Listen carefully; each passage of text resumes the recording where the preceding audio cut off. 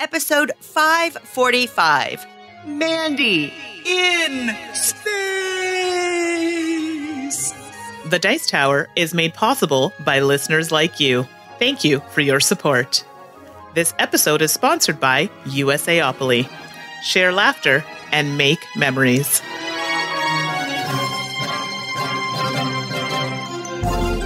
Welcome to the Dice Tower, a podcast about board games and card games, and especially the people who play them. In today's show, Mandi continues her journey to being a space game fan, and we talk about the parameters that we place on lending games in victory points. I'm Suzanne Sheldon. And I'm Mandi Hutchinson. So, whoa, hello everyone. Before we get started, what is this about my journey into being a space game fan? What? Hey. I may have peeked at your list of games that you were planning on talking about, and I noticed a little something in common with a couple of them. They just happened to float to the top of the game pile, and they just happen to have a similar theme. That's it. Nothing more than that. I'm getting you a t-shirt that says, Mandi, space game fan. I love space games. Oh my goodness. Why? Oh boy. But Mandi, it is lovely to speak with you again. It feels like it's been a while. It's been a really busy couple of weeks. It's been really busy. So yeah, it's good to talk to you as well and talk with everyone else. It feels like I've been missing in action, and you too. So yay. Well, I've been watching a lot of the Olympics. Oh. And so now that that's over, I can focus again, which is nice. Yes. Now that all the ice dancing and hockey and skiing is done. Let's not talk about the hockey. Oh, I'm so sorry. You know what, though? I can't complain because, hockey is a thing. We do it often. We do it well. There were teams that played better than we did, and they deserve to win. We still got a medal. We should be proud of our medal. So, I think that's great. But the U.S. had some really good wins there. I believe, wasn't curling in the mix? It was. Yeah. It was indeed. And then the women's hockey? Yes. I know. But alas, wasn't meant for us this time, but for next time. And no matter what, I mean, Canada did an amazing job in all other competitions that they normally perform well in. And whenever I feel like the U.S. manages to beat Canada in hockey or curling, it's a pretty big accomplishment. So, of course, full respect to my beloved northern neighbors. Now, the story I'm interested in hearing more about in the future, and I think gamers would be interested in, since, hello, folks out there, this is a podcast about board games and card games and not about the Olympics. But if you have not read the story about Elizabeth Swaney, the Hungarian skier, she's actually a U.S. citizen, but she skied for Hungary. Have you heard this story, Mandi? Oh, I heard the story. It's such an interesting story about how this woman basically gamed her way onto an Olympic skiing team. She set a goal and she accomplished it. Now, the fact that she was pretty unqualified in many ways to be an Olympic that's skier. No, that's beside the point. I think the way she worked the system, so much so that I guess the Olympics are changing the rules now to kind of close some of the loopholes she went through. Anyway, look it up. It's a really compelling story. And I don't know, man. It makes me think of there's a game in there somewhere. I was, oh my gosh, the whole time you were talking, that's all I could think about. Yes, this could be a potential Olympic-themed board game. Anyway, let's see how that outcome, what happens there. And you never know. Maybe this will pop up again next year. So, Mandi, we're in March now. The Ides of March. I forget what the Ides of March is. Is that a bad thing? Maybe I shouldn't say references that I don't know the full history of. But you're headed out somewhere. Is there a convention you're hitting up soon? Yes, I will be going to Breakout Con, which will be happening in Toronto. It's the last weekend of March break, so I think it's the 16th, 17th, and 18th of March, and I'll be going as a special guest of yes, I know. So it'll be lots of fun. I'll get to see a lot of people that I haven't seen in a while, some of people that you know, and play some games. I mean, I'm actually really looking forward to just playing some games. That's That it. sounds good to me. Awesome. When so last weekend of March, you said. Last weekend of March break. So it's What's March break? Oh, I'm speaking like everybody knows what that is. So, Seriously? Come on, Mandy. I have no idea what March break is. Oh, sorry. I thought you were seriously joking. Okay, so I seriously have no idea. Is this like a thing that Canadians just get?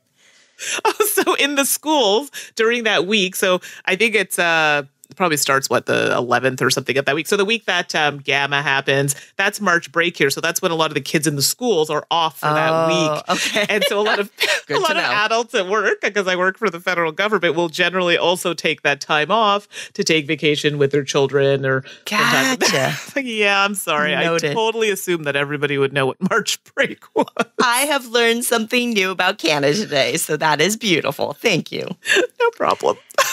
Well, we definitely want to talk about all the awesome games that we've been playing. But first, I just wanted to remind everybody that on the weeks that you are listening to Mandy and I on the podcast, Tom and Eric are doing Dice Tower tonight on the YouTubes.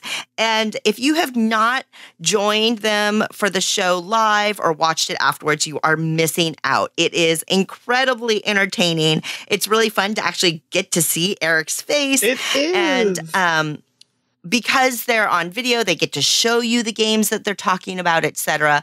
And of course, if you prefer to get your board gaming content in audio form, you can subscribe to the Dice Tower audio feed, not the main podcast feed that you're listening to now, but the audio feed, and they translate all the video into audio for you. So you can always listen to it as well.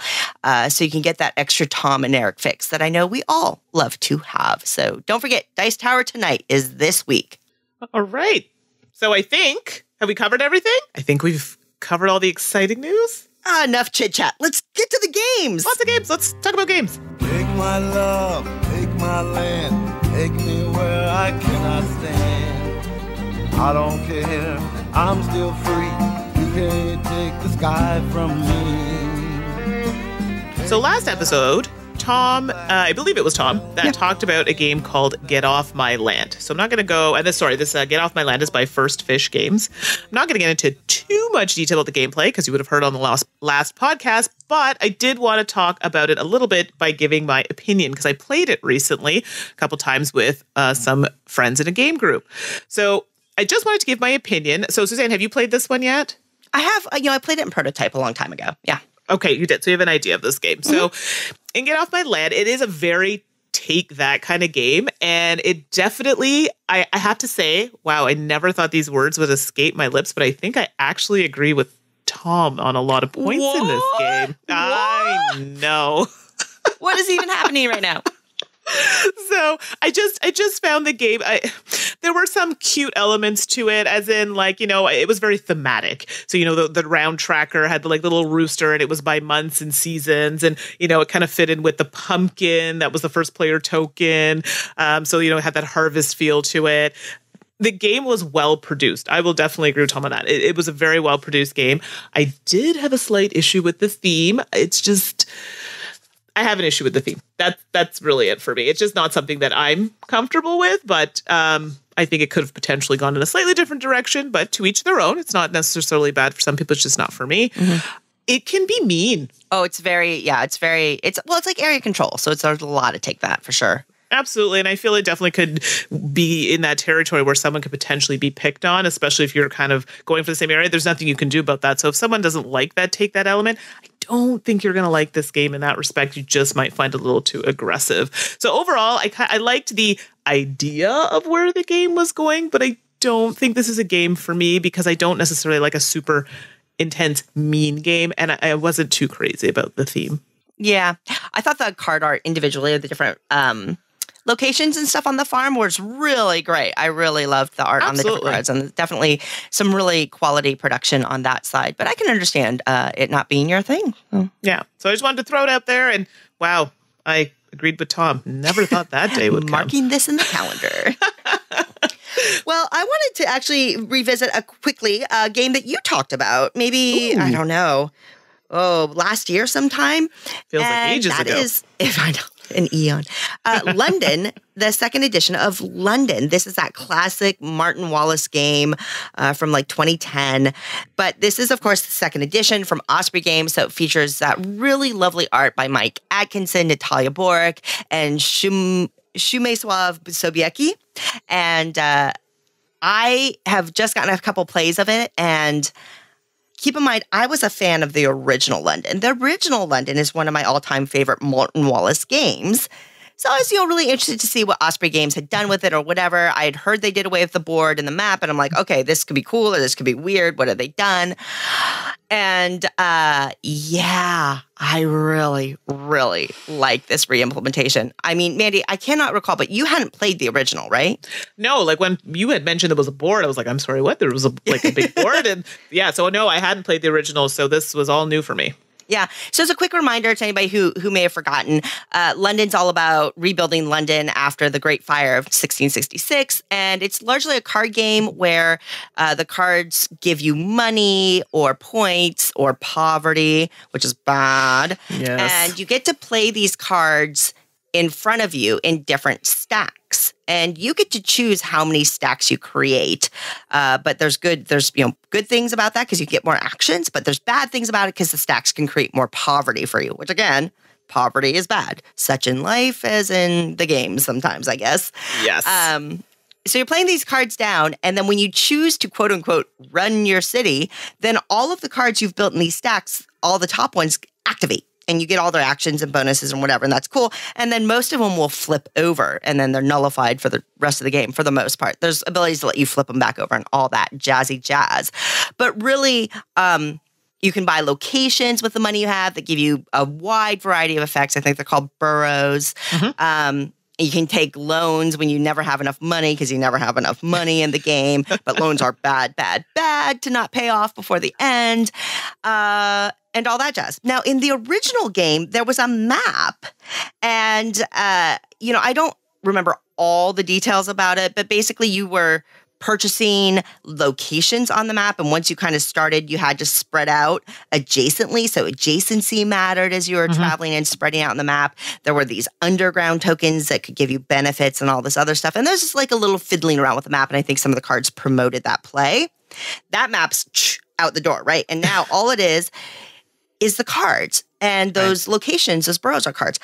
I love this. What they did is they distilled the heart of London and cut away the extraneous pieces, giving you a very concentrated, pure experience about what made London great. The cards, the card play, that engine building that you're doing with the different stacks and running your city and managing your poverty and all that stuff.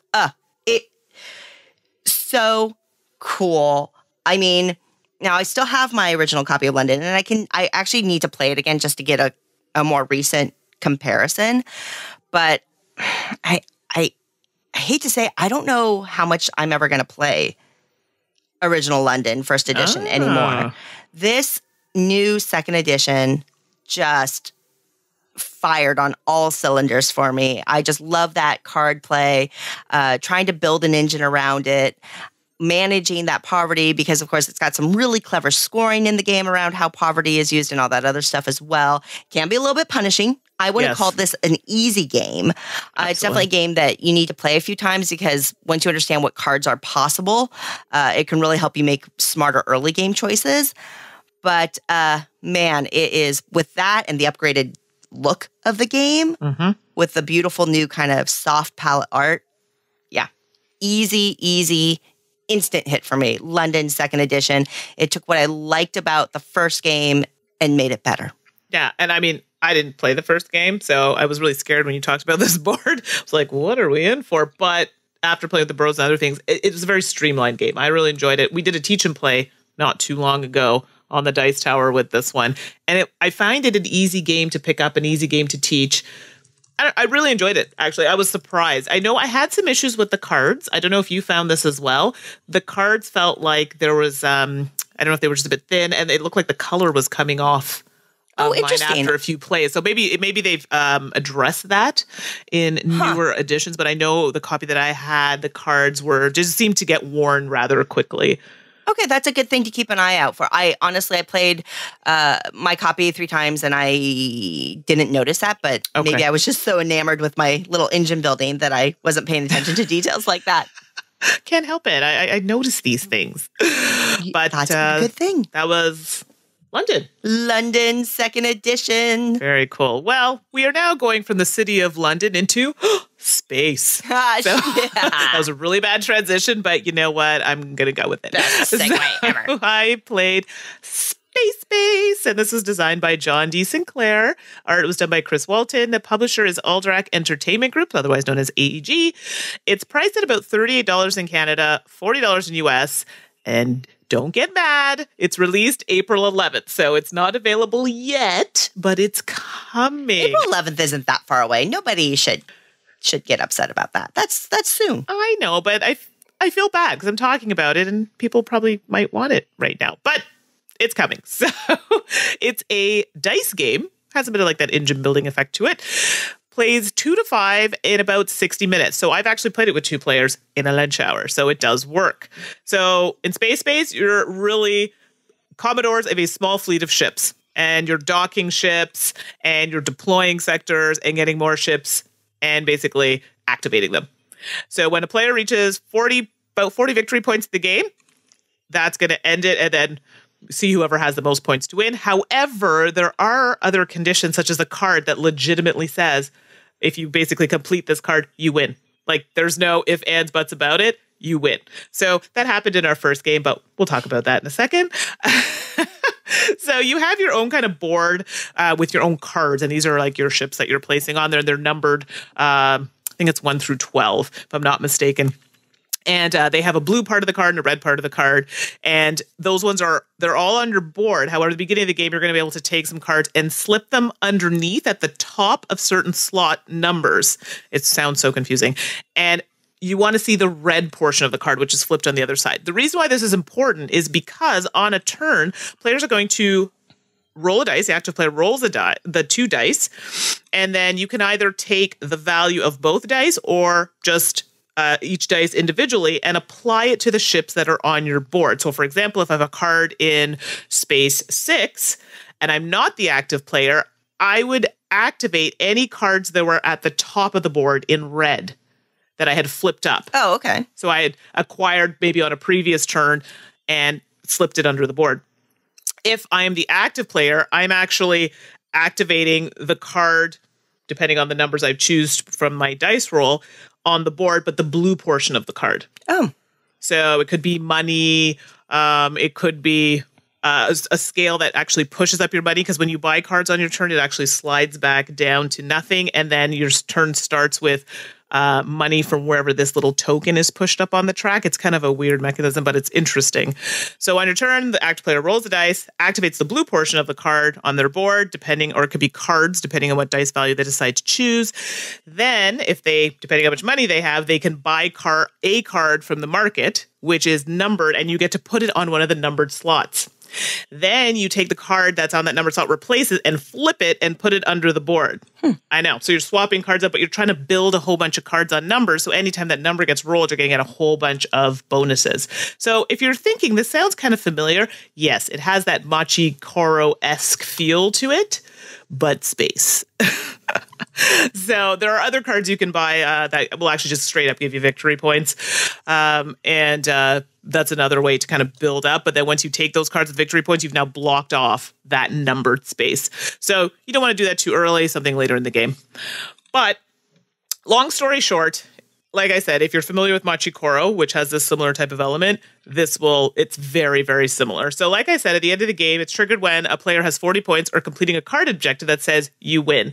The first game we played, I kid you not, my friends got this card, had an engine going where he was able to activate these cubes in order to complete the card, and it literally just abruptly ended. Okay, you win. I was like, that. We were all like, that's so anticlimactic. We were all building, working toward it, and then it just ended.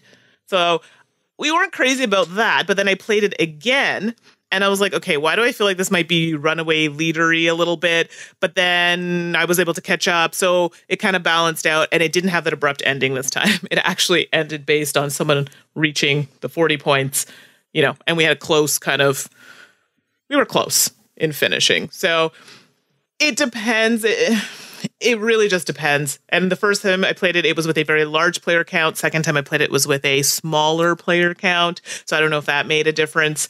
But definitely that card, that whole you win card, I didn't really care for that. It was just super abrupt. Yeah, but I guess you got to end you got to end the game some way, right? But overall, I liked it. I actually really liked it. This would replace Machikoro for me because Machikoro is not a favorite of mine. I actually don't own it any longer. Yeah. The theme of this it's a little pasted on. I mean, it could be anything really, in my opinion. It's cute. The art's nice and it's fun, but I mean, it wasn't a huge factor for me when I was playing. All right. Yeah. So I don't know if this is one that you sound like you'd be interested in. Yeah, I actually think it does sound interesting. I'm also not a huge Machikoro fan. I think when it first came out, I liked elements of it. I think I was into its style more than anything else. And then I just kind of I played it enough. I saw some of the themes a little bit too much on it. Right. But I like the concept of it. And so some of the things, I think that blue-red side sounds really interesting. So that would be fun to explore. And it sounds like it's coming out like within a month or so. So that would definitely be something I would check out. Yeah. So definitely something to look out for, and seeing it in person will definitely make a bit more sense. It's hard to kind of explain over, audio, but you get the general gist. So that's Space Base. Cool.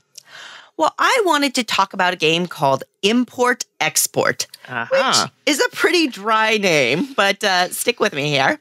This is designed by Jordan Draper. The art is by Jordan Draper, and the publisher is... Wait, let me guess. Jordan Draper? Darkflight Games. Oh, okay. Who is Jordan Draper? Oh. Dun, dun, dun. So really, Jordan Draper is a lot like Ryan Lockett of Red Raven Games. Okay. Where I think Jordan's just one of these jack of all trades that wears all the hats in the company, which I think is pretty rare to be able to do that. I mean, obviously it's pretty rare because I can only think of one other, example off the top of my head. But so it's from Darkflight Games, which is, Jordan's publishing wing, so to speak. And I think it's about $40 for the base game, which I think it's really inconsistently in distribution, but you can order it directly from Jordan's website, Darkflight Games. So there you go. Right. I actually kickstarted this way back in the day. Back in 2017 or 18, whatever it was. Like 6 months ago. It wasn't that long ago. This is a game that was pretty clearly inspired by Glory to Rome, which, depending on who you are, that interest, that piques your interest immediately, or it makes you go, ah? So, because what it is, it's a game that centers around multi-use cards, truly multi-use, that provide different benefits based on when and where you use them or place them. So maybe a card that each of these cards has like a name on it and then like just a picture of a cargo box on it, and some other, words and print on it. But so maybe the card's going to be a contract that says, hey, if you fill it with this many boxes of these types, you've fulfilled the contract. Ta-da! Or maybe it's going to be one of those boxes, one of those little cargo containers that you put on a ship to fulfill that contract. Or maybe you're going to take an action with it because there's actions printed down the side. Maybe you'll import or pirate or create a new contract or whatever. Or maybe it'll serve as a good that you score points for at the end of a game. Or maybe it'll serve as a follow on it. I mean, I'm sorry. I know. You're like, what the heck is she talking about? Hey, but basically, I love options. I think it's great. If you've played Glory to Rome or Motainai, it's very similar, where you have this center player board, and if you put the card on top, it serves as one thing. If you put it on the left, it serves as a different thing. And the cards are all designed so that, only when you tuck them under this board, only the relevant piece is really showing. And, thematically, it's literally you're just running a shipping company, which is maybe not the most fantastical theme for some players, but I don't personally mind it. You're going to use actions to load cargo onto these ships to fulfill the contracts. When you fulfill a contract, it goes as a fulfilled shipment, and then you get a special action or bonus from that. There's an auction element after a ship is loaded. You can do this little blind hand auction, and there's some interesting interplay there. And all in all, there's just a lot going on for a deck of cards. Wow. For all intents and purposes, it's a card game. And boy, oh boy, it will twist your brain up. This is definitely a little bit meatier of a game. There's a lot to think about. And that's just before there's like 5 expansions to the game too that add things like wild card cargo and all. Yeah. So, import-export, I really am just intrigued by this game. I like Matainai a lot, and so that element is appealing to me. I love multi-use cards in a game. It's one of my favorite mechanisms. This is better with more players because there is a fair amount of player interaction. To that end, there's a little teeny tiny bit of a tiny bit, but not a ton. But there's definitely player interaction with the auction and then these follow-on actions because it's one of those games where, Mandy, if you take an import action and I have an import card in my hand, I can do it as well on your turn. Oh, neat. Or if I've already used one of these cards in a special way on the left-hand side of my board, if you take an import action, I just get one for free. Oh, my goodness. And so kind of building this engine is a real puzzler and very challenging in a lot of ways in a very appealing way, but definitely better with more players. So if you only have 2 players and this is your kind of game, play Matainai. But if you have 4 players or 5 players, import-export is awesome. Another kind of funny thing about the game is because I think Jordan just made a game that they cared about, and that they were passionate about. They also didn't, I don't want to get them in trouble, but they didn't pay much attention to things like IP rights. Oh, because some of these cards are amazing. I love the cards because you have things like Rolls-Royce or Dyson vacuums, not generic vacuum, but actual brand Dyson vacuum on the printed on the card. So it's kind of fun. I mean, for gameplay, it's actually quite enjoyable because you're playing with brand names that you're familiar with and that make you smile and chuckle. But I think that's interesting that as kind of a small print publisher right now, they managed to do that. And I find it entertaining. Rulebook is rough. Definitely watch a video on this one. There's a lot of intricacies that are hard to explain in a rulebook, but then even this rulebook is really thin for what you're dealing with. Game's got a cool, clean, modern aesthetic that I love. Might be a little rough for colorblind players because the tones are all very muted and modern, which may hurt if you have vision issues, but there's also symbols on the card that help a little bit. But all that said, import-export, it's a brain burner for me. I love those multi-use cards. It is a really awesome game. It's one I think about after I finish the game. I'm still thinking about an hour later. I'm regretting not backing it. I had backed it, and I'm like, no, I can't afford it. Because I was just adding on all this stuff to it. Because did you get the little the ships or as well? Like they had the miniatures. Yeah, you did. Yeah, see, and it looked great. Well, what I did is I didn't.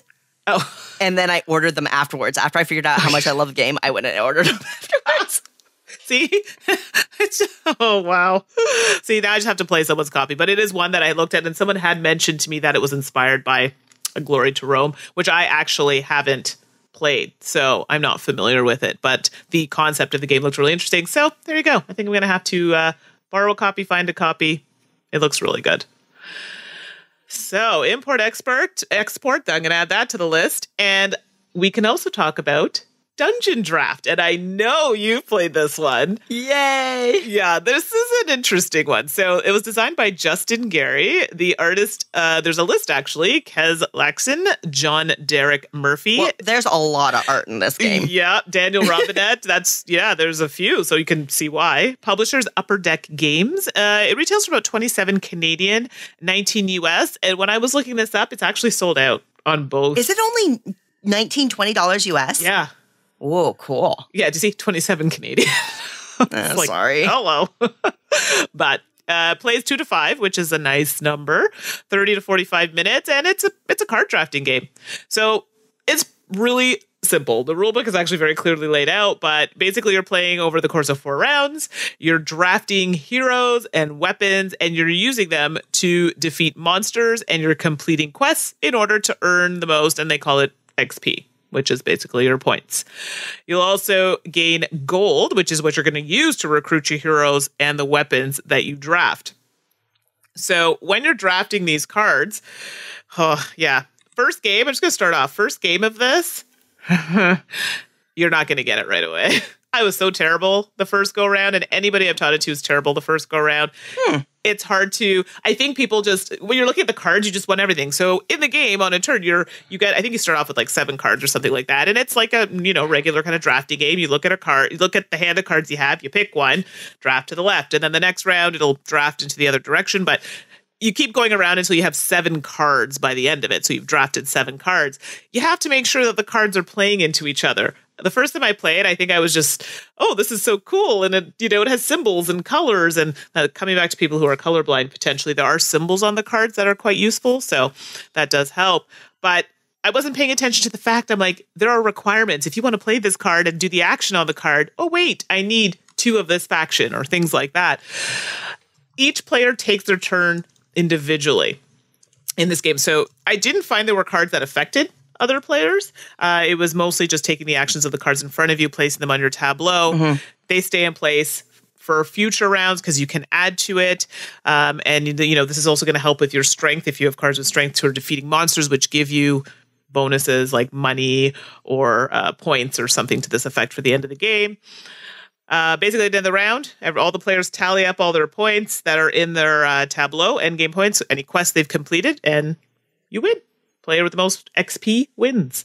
So ta-da! My initial opinion of this, I did kind of a hard eye roll when it came in. I kind of went, what is this? Because I looked at the title and then I was like, oh, okay. Yeah, I gotta admit, I don't love the title. I mean, it's on the nose, but it's not my favorite game title. No. So I kind of, and I shouldn't judge it, but I did, I'm being honest. And I just kind of went, okay, well, I'll play it. And I wasn't expecting much, but we had a lot of fun with it. I played it with several groups and we all had a really good time. I played with one group we played several times, but I did find on the first play, trying to acclimate to the cards and read them and see what worked together, it took one play to kind of get used to it. And then when you played the next round, you had a better grasp or understanding of how everything worked together. It's not hard. It's just a matter of trying to keep track of everything because there's a bit of reading on the cards. Mm-hmm. So I did find that with the first one. But once you get the hang of it, it's really fun and pretty straightforward.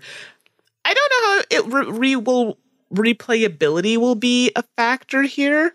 I mean, yes, you're going to get random cards through the drafting and things like that, but I feel like in the games I've played, I definitely noticed that one player kind of jumps out ahead a little bit. Interesting. Really? It didn't happen in your games?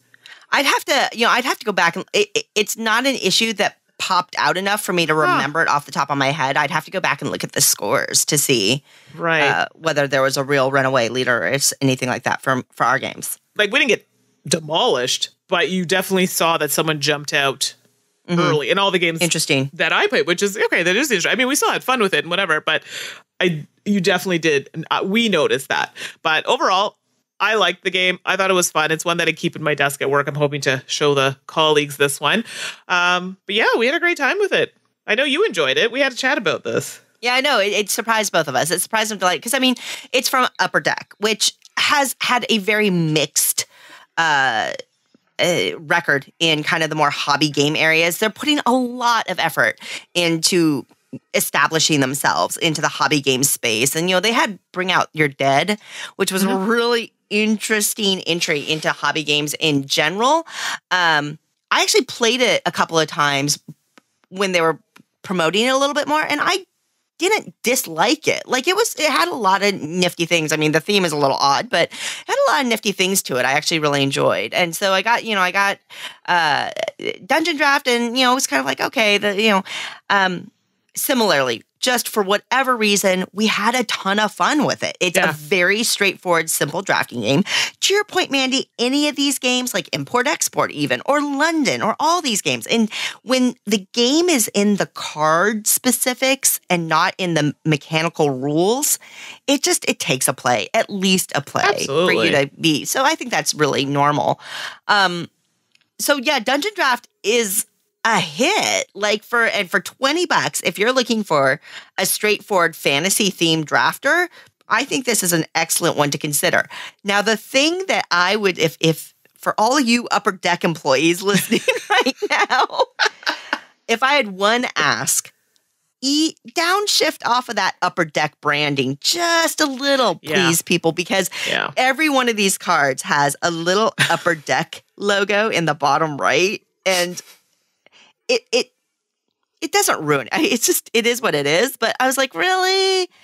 And it's a little incongruent with the whole fantasy theming to see this modern little Upper Deck in the bottom corner. It's like the Ultra Pro sleeves that all have that little hologram right on front that inevitably covers up an important piece of information. It's a visual pimple, I guess, on the card that I wish they hadn't done. But other than that, I mean, that's a very big nitpick. So I'm with you, Mandy, on Dungeon Draft for sure. It was a good one. You're so funny. I'm sorry. Oh boy. The things that my mind comes up with when things come out of your mouth sometimes. Oh my goodness. So yes, Dungeon Draft, check it out. All right, moving along. I wanted to talk about a game called Welcome to. Welcome to what? Oh, just two. Oh, just two. Okay. Welcome to. Yeah, that's the question. So the game is literally called Welcome to ... And this is similar, Mandy. I mean, if people get upset at you about April 11th up there on Space Base, then, for all of us Western gamers, I had to order this game from France. I had to buy this game from a website in France. But it does have it does have US Canada distribution in the future. So okay, that's good. It's coming. Yay! But so Welcome to ... is designed by Benoit Turpin. The artist is Anne Heidsieck. The publisher right now is Blue Cocker, and I have no idea what this game is going to cost. It cost me €19 plus a lot of shipping. So I'm not sure what it's going to retail in the West, but I got it for €19 off a website in France. Beaucoup d'argent. And if you're wondering, well, that's a silly thing to do. Why did you do that? It's because, folks, this is a roll and write game. We haven't had one in a while. One of my all-time favorite kind of game niches is the roll and write game, right? And yes, this is a card-based game. There are no dice in this game, but yes, it's still a roll and write. That's what I say. It's still got that random element, and you've got score sheets that you're writing on. So there you go. And really, that Welcome to ... is about, the game's about planning your perfect town. So it's Welcome to ... and then you get to name your town. So on the score sheet, there's a Welcome to in this kind of cool 50s retro look. Oh, I like that. Name your town before each game. It's adorable, and I love that detail. Basically, you've got these double-sided cards that make up a deck. And on one side of the card, there's a number. And on the other side, there is an action icon of some sort. And you split up these cards into 3 stacks. And then you flip them over. So you've got a number on the left, or whatever side. You can go in whatever direction you want to. But basically, you've got 3 pairs of a number and an icon. And you're going to pick a pair. And then you're going to write that number somewhere on your sheet. And you're going to take the action of that icon. Ta-da! So one of the little things that I like about the game is that when you're writing, there's 3 rows of houses on your score sheet.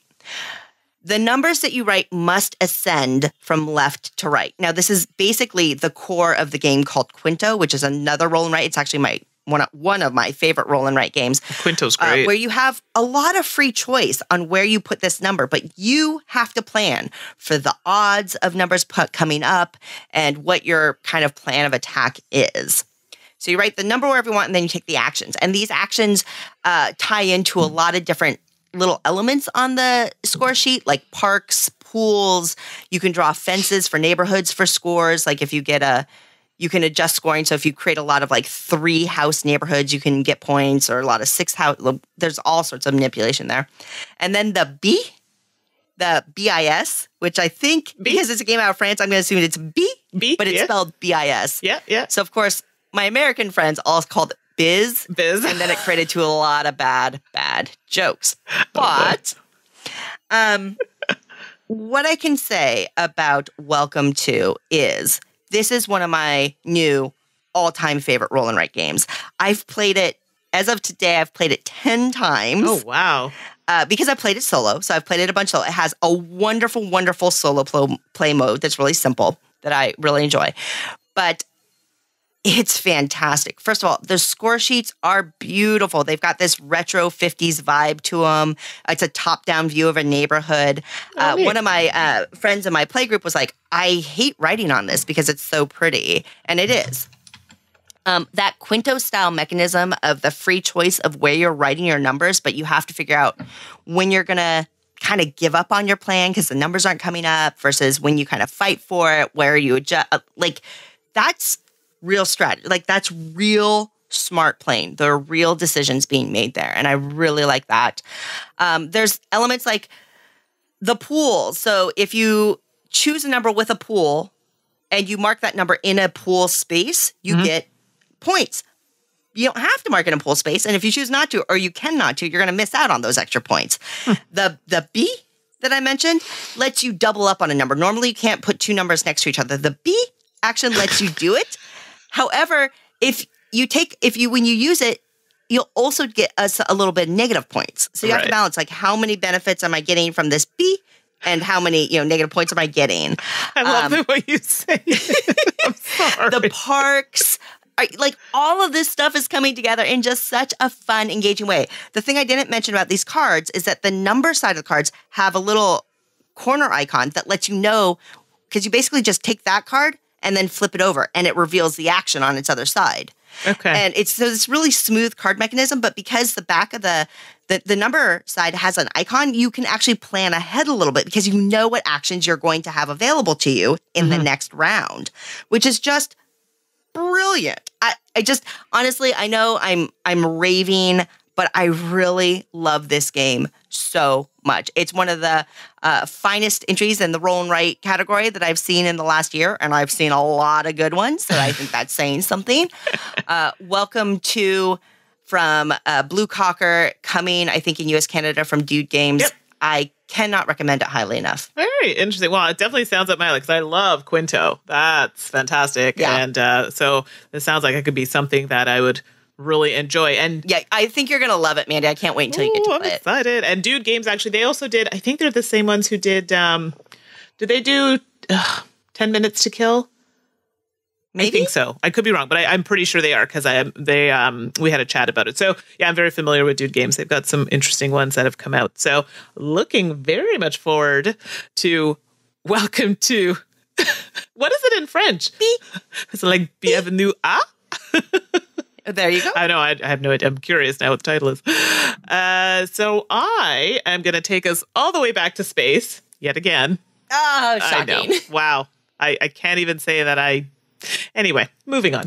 Kepler 3042 is designed by Simone Cerruti Sola. Artist, there's a long line here because this game was out before, but Alana Bishop, Alan D'Amico, Kwanchai Moria, Gordon Tucker, and Paolo Vaerga. Publisher is Renegade Game Studio of this particular version. Retails for about 56 Canadian and 65 US. So Kepler, as I said before, had been in existence before. I believe there was some slight change to rule, but it's really, I think, mostly an artistic aesthetic that has changed. And, well, I won't give my opinion on it, but Kwanchai has touched this, so you know it's going to be pretty. I got to throw it out there. But it is a space exploration game. Plays about one to four players at about 60 to 90 minutes. So it's not lengthy. Looking at it, you might think that, but it isn't. So it's a resource management game, and you get to explore, colonize, terraform planets, a lot of things that we've seen in other exploration type games. It is played over 16 rounds, but they go quickly. And each round is divided into 3 phases. You get to reveal a progress card, and I feel they use this as a bit of a catch-up mechanism, which we'll talk about a little bit. And this happens at the beginning of the card, so you kind of see a little bonus that you could potentially get at the end of the game. And then you have player turns, and within that, it's split into a few different things. You have some main actions, and these can be taken on your board. So your board has all the actions, and the thing about it is you can't stay in the same place. You got to move to different actions. So if you want to increase your technology one turn, and you're like, yeah, but I want to do that for next turn because you need to increase your technology to move farther out, for example. Well, sorry, you can't stay there. You got to go somewhere else and then come back on another turn. So it's hard because you really want to try and get all these things done. You think you have a long time to do it, but you don't.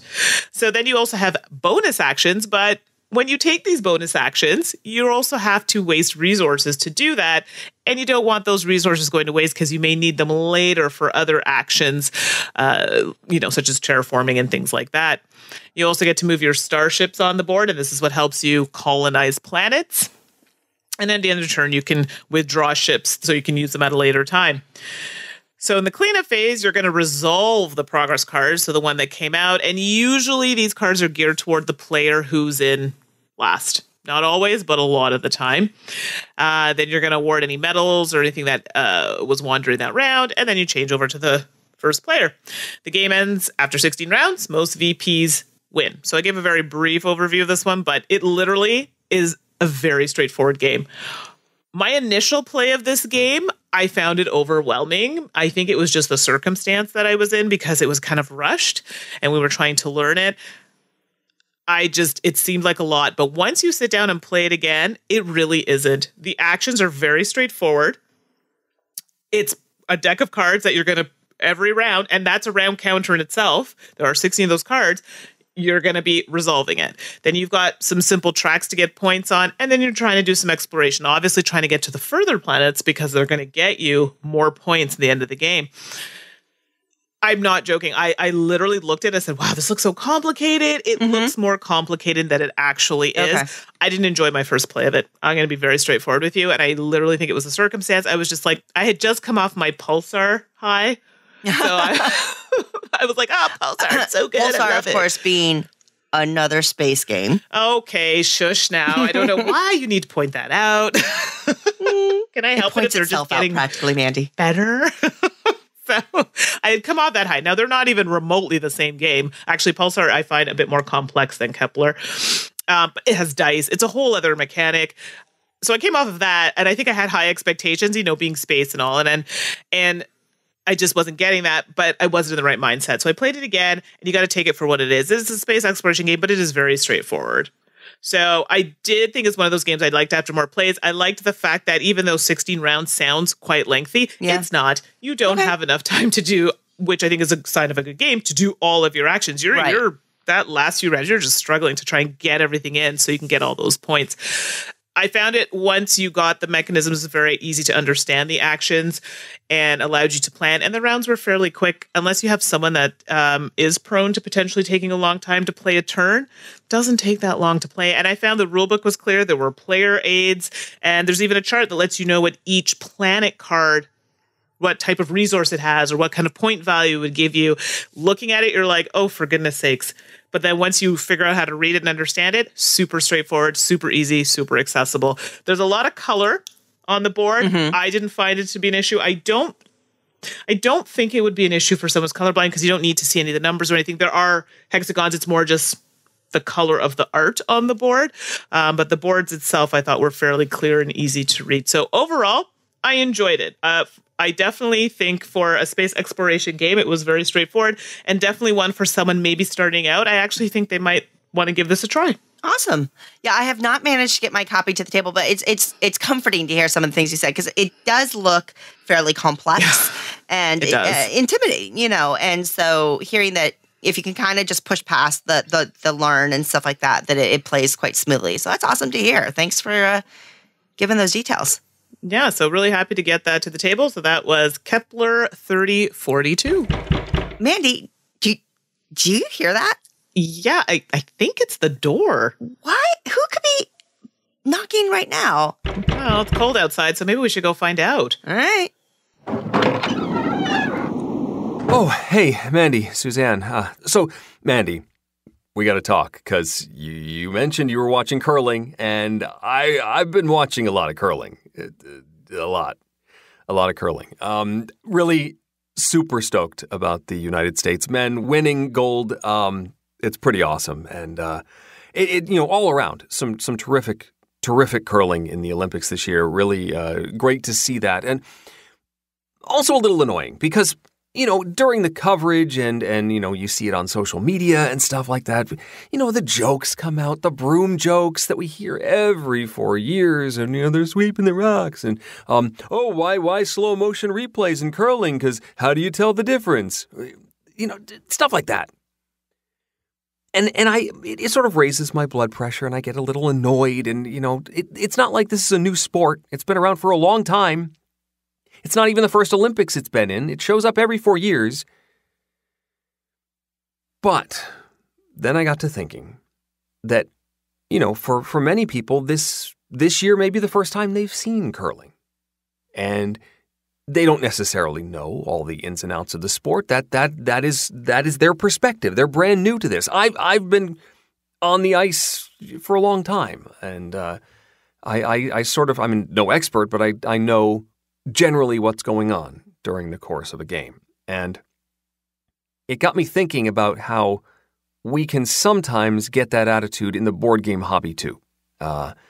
Sort of getting a little too inside baseball, to mix my metaphors a lot, and sort of getting into the nitty-gritty of the hobby and forgetting that every day somebody enters this from a new perspective with a new point of view. And I'm wondering if you've ever felt like that, like maybe you've been focusing so much on the interior of the hobby that you don't necessarily realize that somebody's coming from a different direction. I know it happens occasionally when Tom and I are discussing particular terms, AP, analysis paralysis, not only using the shorthand version, but also not necessarily explaining it always. And yeah, you get this sort of thing from context and stuff, but it's... So I guess what I'm asking is how do you reset your expectations when you're interacting with other gamers? How do you assess where people are without being condescending, right? Because, you don't want to sit down when somebody is, getting ready to play a game and then say, all right, I'd love a 5-minute dissertation on what your experience is with deck building games specifically and just gaming in general so we know how to react to each other. But you also don't want to assume that everyone is at the same level of experience that you might be.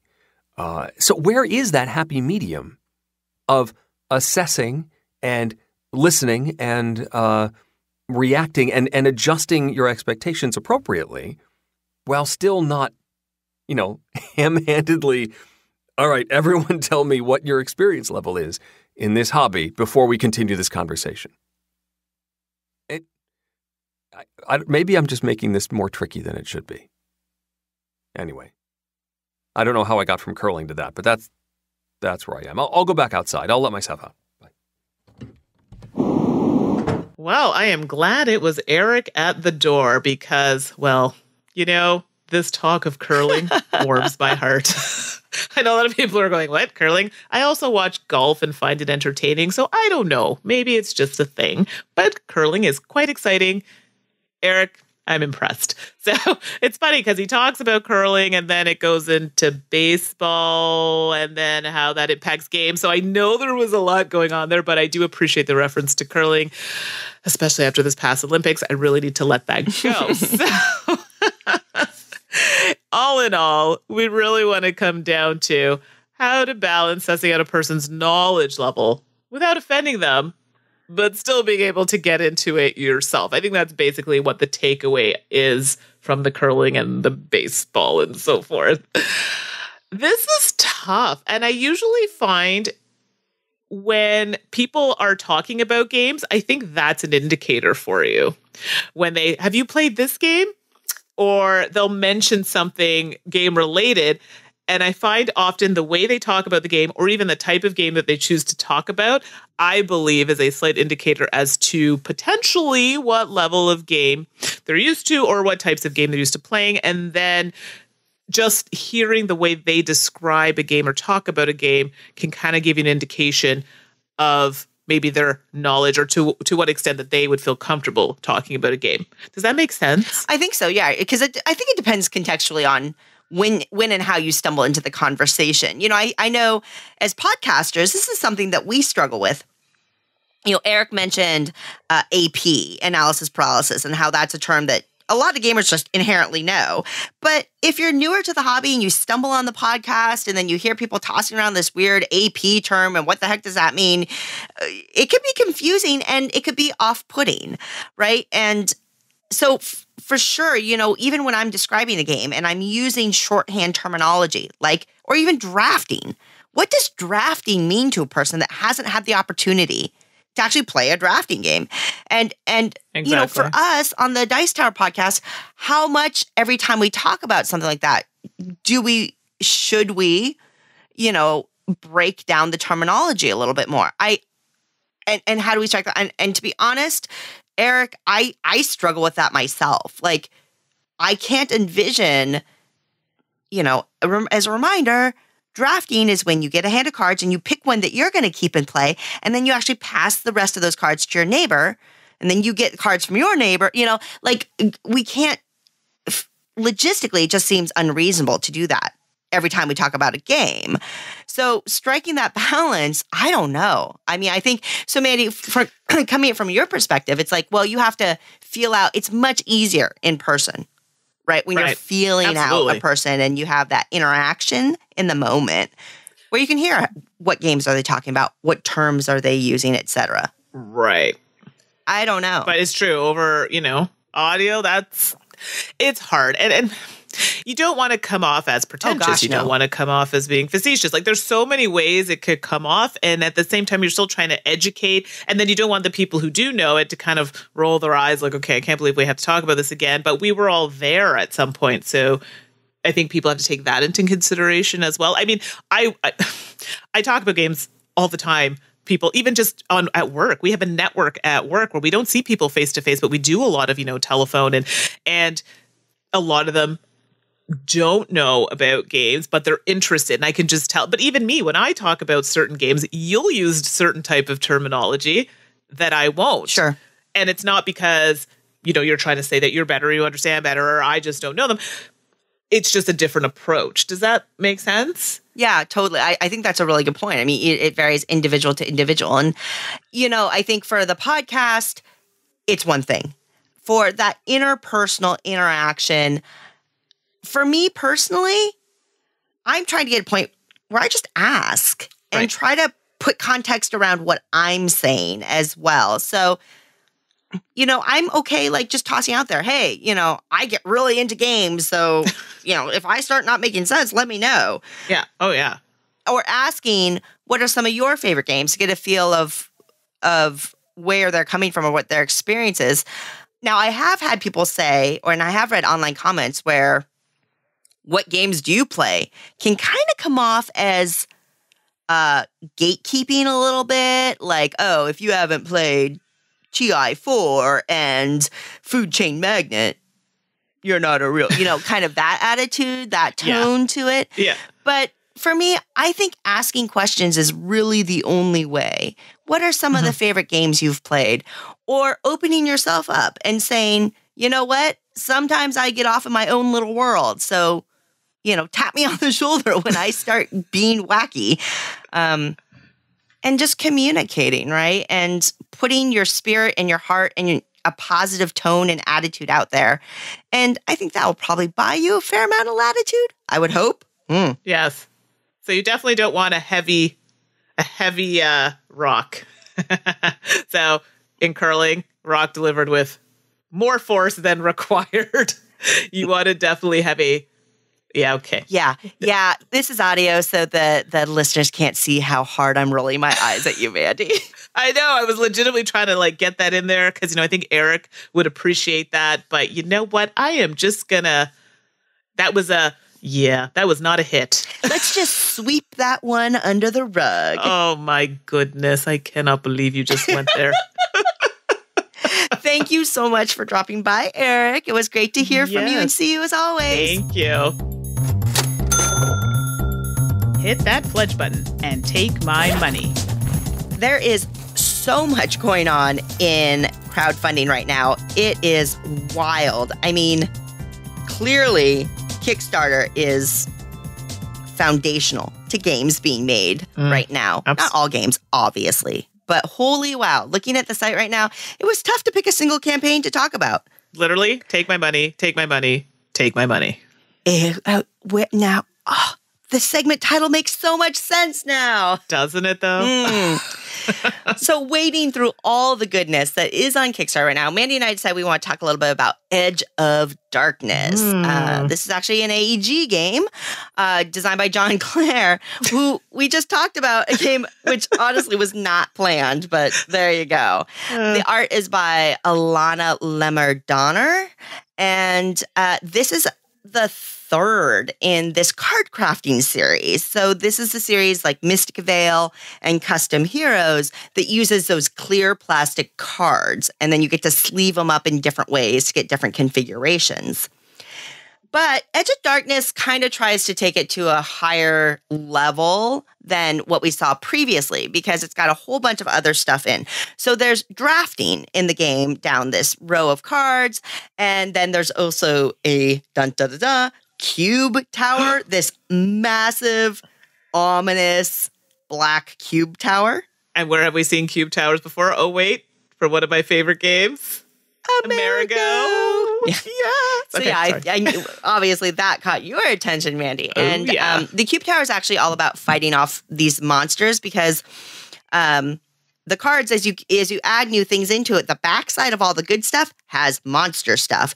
And so cards will end up going up onto this tower as monsters. And when the cubes fall down, it's actually every player has their own cubes, and then there's kind of neutral cubes. And then as the cubes fall into it's actually a slotted tower too, because it shoots out cubes in 3 different areas, one per monster that's up there. Okay. So if a bunch of my cubes end up coming out to the left-hand monster and it attacks, it's going to attack me. Or if a bunch of neutral cubes are in one of the monsters when it attacks, then it attacks all of us, that kind of thing. So there's that kind of cube tower thing going on.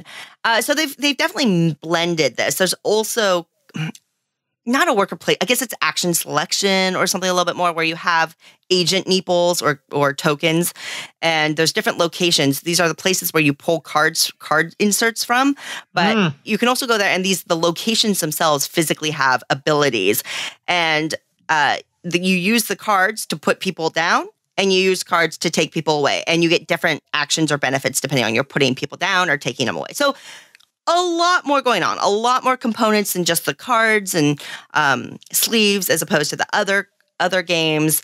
The art is looking really good. The boards are gorgeous. They're immense. Definitely a table. It's interesting they actually thought about that because there's like, it's modular in a way, which I don't want to use that term and mislead people, but when you set up the boards, there are 2 optional boards that hold the card inserts that you don't have to use if you don't have room, kind of thing. Yeah, it's really fun for me personally just to see where they're taking this card crafting system. I think a pledge level is like $60 for the base game, which uses things like cardboard tokens and stuff. The $100 pledge level, though, comes with miniatures for all of your your little meeples that you place down. And I think the cardboard tokens are upgraded to plastic tokens and all the fancy stuff in the $100 pledge level for Edge of Darkness. I know this is one you've played. I haven't played it. It's one that definitely has piqued my interest. But, oh, geez, there's just so much right now to back. There's so much. But it's a good... It looks good. You've played it, and I know you enjoyed it, or unless I'm wrong. It's very, it's actually, there's a lot going on, but it's very straightforward. It's very, I won't call it light, but I would encourage people not to be intimidated by what they see, where it's not as complex as maybe when you look at this huge table presence. It's not as complex as it looks. Now, is the So that's Is the shipping, before we end it, because Oh, I wasn't going to, I'm going to ask about shipping, because all of my Canadian, etc., people who do not live in the United States are going to ask about the shipping. I didn't look it up. I'm sorry, but I know it. The box is ginormous. I'm looking now, and the box is huge. I think it'll fit on a Calyx, like it's 12 inches, but it's enormous, and it's double the depth of like a Ticket to Ride box. It's practically Gloomhaven size, not Gloomhaven weight, but it's a very large box. Oh, okay, so it is a big box. So yeah, so then it's expected that shipping will be a little bit more. It looks like it might be one where shipping is charged after the fact. Dun dun dun. It does say it is friendly to us. So we're gonna see. If you're really interested, it won't matter. You'll pay it, but I mean, obviously, we'd like it to be at a reasonable cost. So there you go, Edge of Darkness.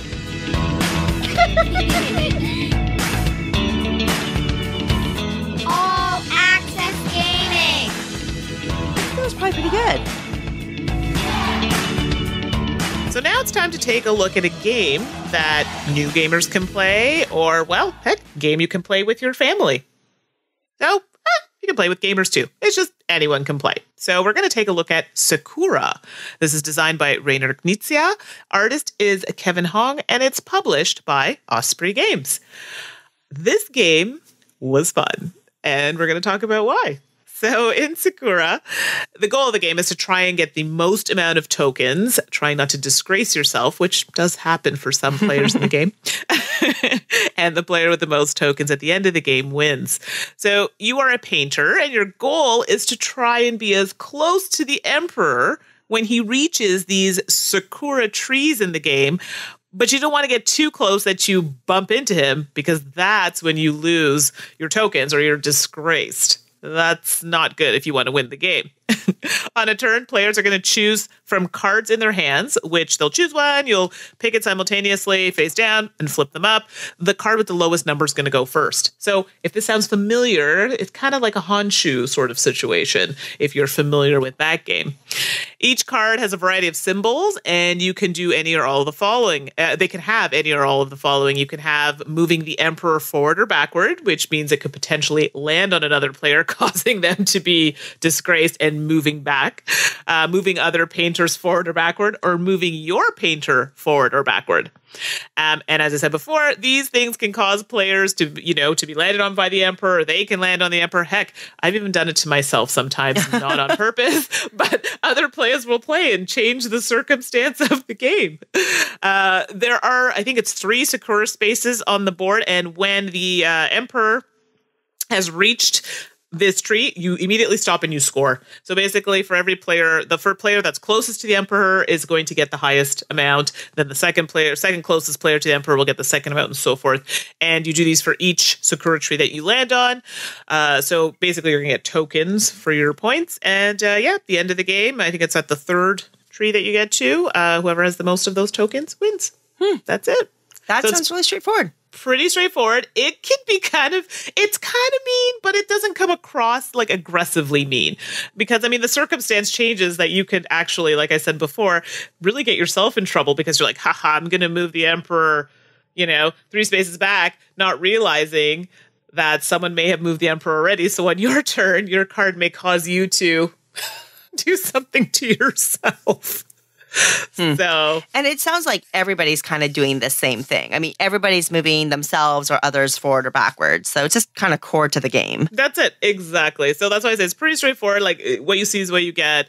Yeah, I really enjoyed it. I actually played it at lunchtime quite a few times, and my colleagues loved it. They had a really good time with it. So I think it's out now, if I'm not mistaken, or soon to be out. It is a relatively newer game from Osprey, but and it's Rainer Knizia, which it's funny, I don't own too many of his games. Oh, interesting. I mean, Knizia is so just foundational in modern gaming, right? That it's funny to think about that idea that you don't have a lot of them. No. I will say what I've seen of it, because I have not had a chance to play it yet. It's beautiful. It's very pretty. The art is just gorgeous. So it's one of those ones that's going to look really great on the table as you're disgracing each other. sorry. My colleagues got a kick out of that. They're like, you've been disgraced. I'm like, that's not a good thing. Why are you being so smarmy about it? I took great pleasure in it.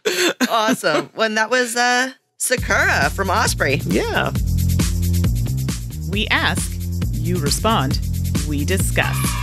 Let's talk hot topics in Victory Points.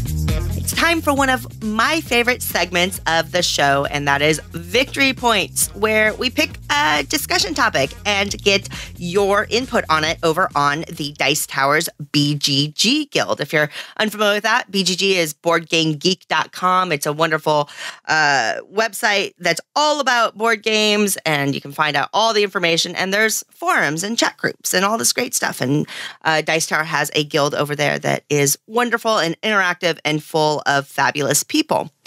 For this episode, we asked the question, hey, sharing games. How do you feel about lending games out? And as usual, we got some really, really great and interesting responses. Thank you to everybody who either answered the poll or dropped a comment or both.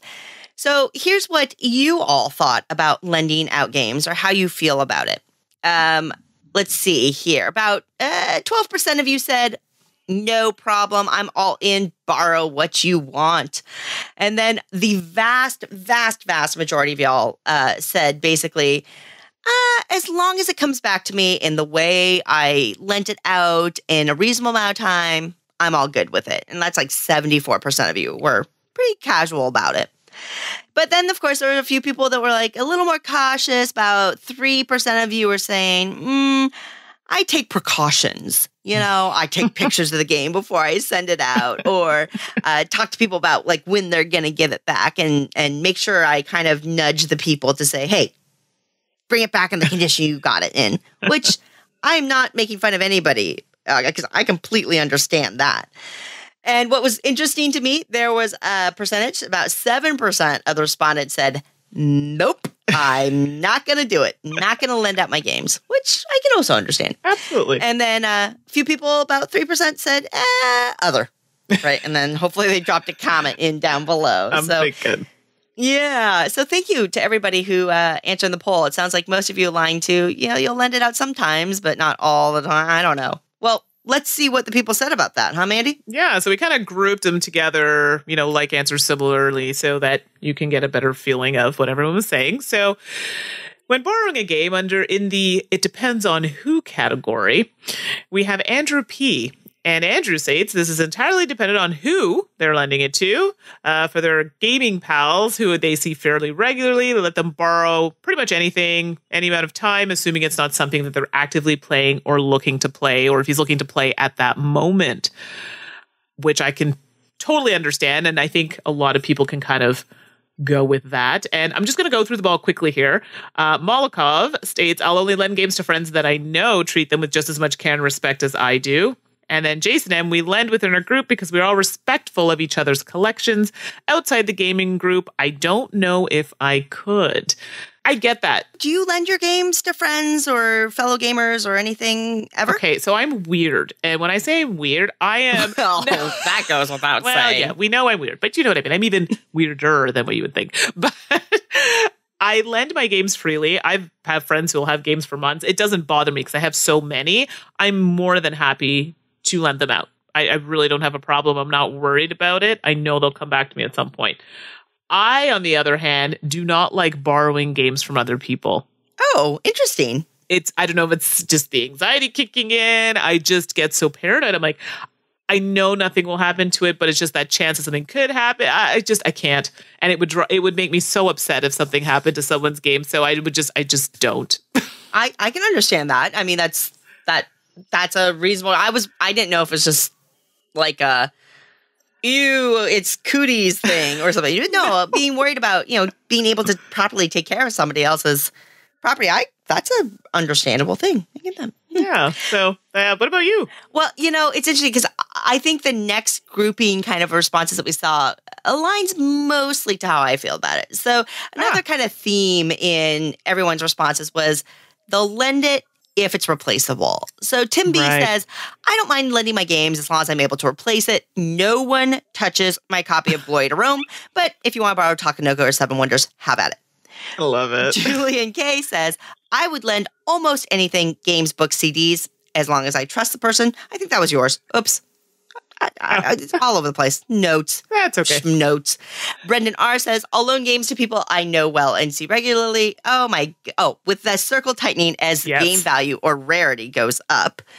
And Charlotte says, any game that I can easily repurchase for not too much money, I have no qualms at all about lending it to basically anybody. And I think that's kind of where I fall into it. Now, the reality is I don't often have people I don't know fairly well asking to borrow a game. Now, there are people I know reasonably well that I might say no to because I know them reasonably well. But it's similar to a lot of these, respondents. If I know the people in my game group, I lend games to my game group and I have no problem with it. The whole replaceable thing is interesting because for those of you who don't know, I help coordinate a very, very small local convention I've talked about before, Game On Con.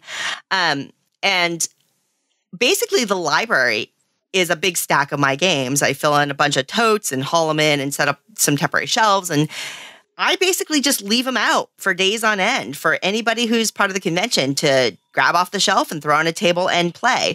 And so while that's not handing a game over to somebody to walk away with, I think it's similar in spirit about kind of giving up ownership or hands-on control of a game, right, en masse.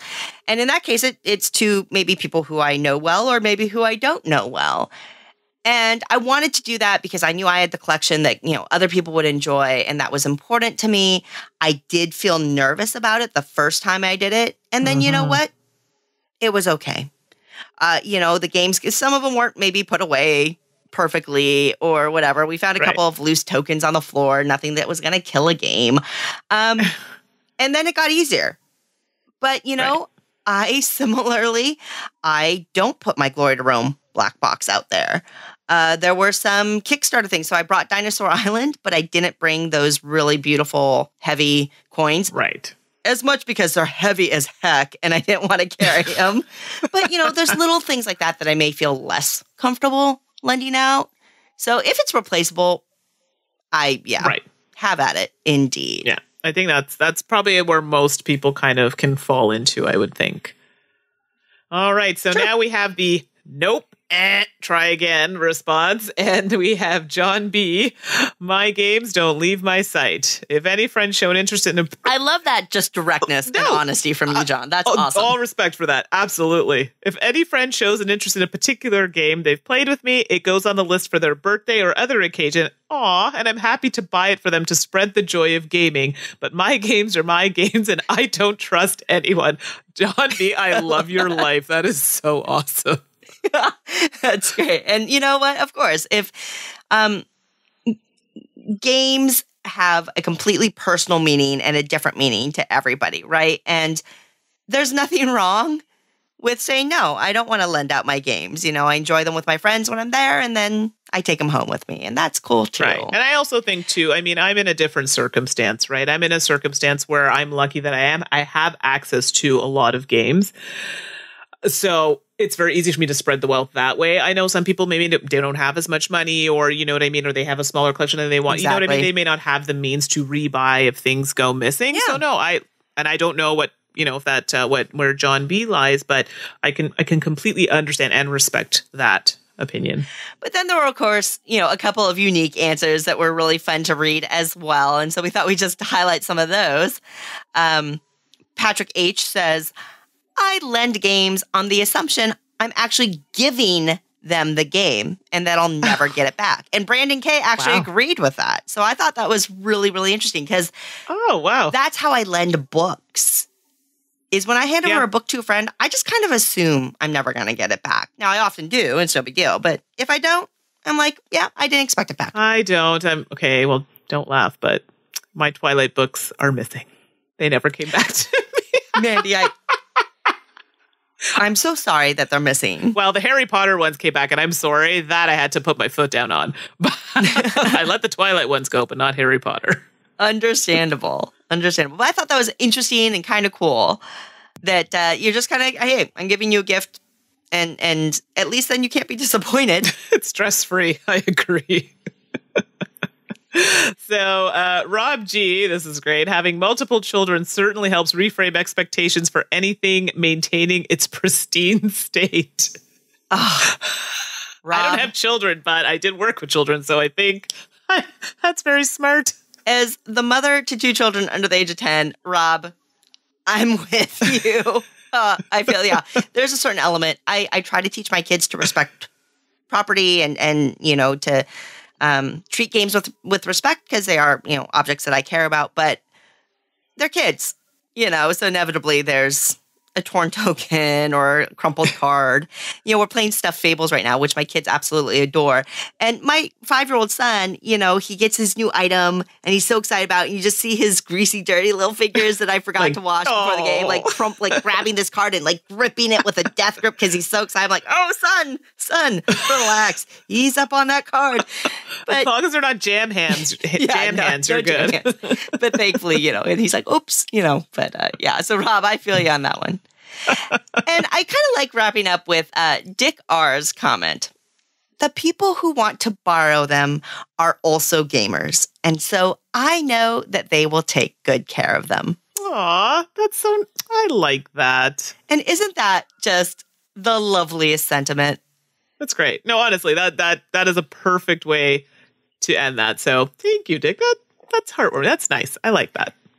So thank you, everybody. It was really fun to read your thoughts on lending games. I think the thing about lending games, right, I think Mandi, you and I feel similarly, and that's partly why we are on the podcast, is we like to spread the love of gaming. And I think lending games, sharing games is certainly a way to do that within your own comfort circle or beyond, whatever, obviously makes you happy. But it was really cool to see that at the very least within our group of friends and our gaming friends, we have trust and love and appreciation for each other and share the gaming goodness. Absolutely. Alrighty, folks. I think that is going to wrap up another episode of The Dice Tower. Thank you so much for joining us and listening, for chiming in on the Board Game Geek Guild. We love hearing from you. Feel free to send us any questions that you might have for us. I know that Tom and Eric have these fancy new Dice Tower emails, but I'm not quite sure what's going on there. So for now, you can reach Mandi and I at SuzanneandMandi@gmail.com. That is Mandi with an I, of course. Next episode, episode 546, Tom and Eric will be back talking about cute games. Aww. I cannot wait to hear their take on cute games. Me too. So give that a listen next week. Until next time, thank you for listening, everybody. Thanks. Bye-bye. Thanks for listening. Promotional consideration has been provided by game publishers in the form of review copies of games. This podcast is sponsored by listeners like you. Thank you for your continued support. And speaking of support, the Jack Vasel Memorial Fund is an organization dedicated to helping gamers in need. Learn more about the fund's mission and how you can help at jackvasel.org. The Dice Tower is produced by Tom, Suzanne, Mandi, and Eric, with assistance from Itai Perez, Derek Porter, Rob Searing, and Jeff Rademacher. Our theme is composed by Timothy Pinkham and arranged by Matt Bellier. And hosting is provided by Cool Stuff Inc.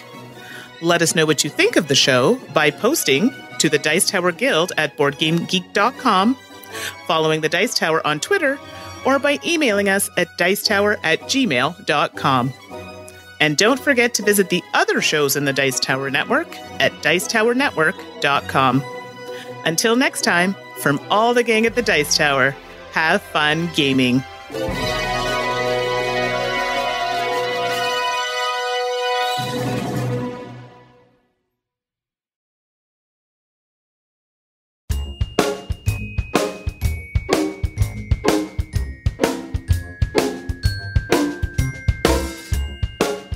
All right, it is now that time again. 2 truths and a lie. So I'm going to go first. So my listing of things were 1, I volunteer at the Ottawa Humane Society events. 2, I have 2 brothers. And 3, I like to knit. If you chose that I like to knit as the lie, you would be correct.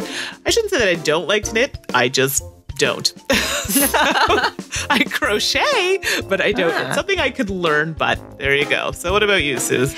Last week, I said that I love baking, I love mixology, and I love cooking. Ooh. And the lie is, I love mixology. What? I wouldn't have thought. Yeah. Well, wait, what do you say? I don't do it. I don't know how to do it. Making fancy drinks looks really cool. I guess I have to leave that to Rich Summer, right? Because he's got all the mad mixology talent. But for me, I love baking. I absolutely love it. And I really love cooking too. I'm pretty okay at cooking, but I'm a pretty good baker. Just saying, Ooh, I can't just need a bake-off. like eating pie. I got to be able to provide the pie too, Bake off. Okay, next time. All right, so for this week, I love maple anything, I love summer, and I love cross-country skiing. I don't know. Interesting. All right, and for me, I'm a pretty good gardener. I'm a pretty good volleyball player. And I'm a pretty good swimmer. All right, so lots to think about. See you next time. This episode was sponsored by Codenames Marvel. Now, the hit social word game has landed in the Marvel universe. In the Marvel edition of Codenames, it's a battle between Team S.H.I.E.L.D. and Team Hydra to see who can identify their team's asset cards first. Test your knowledge and strategic clue-giving skills as you help your team guess characters and items from the comic like Guardians of the Galaxy, The Avengers, Thor, Spider-Man, and more. Whether you are guessing or giving the clues, the Marvel edition of Codenames is a must for Marvel and Codenames fans everywhere. Players 2 to 10 plus and ages 9 plus.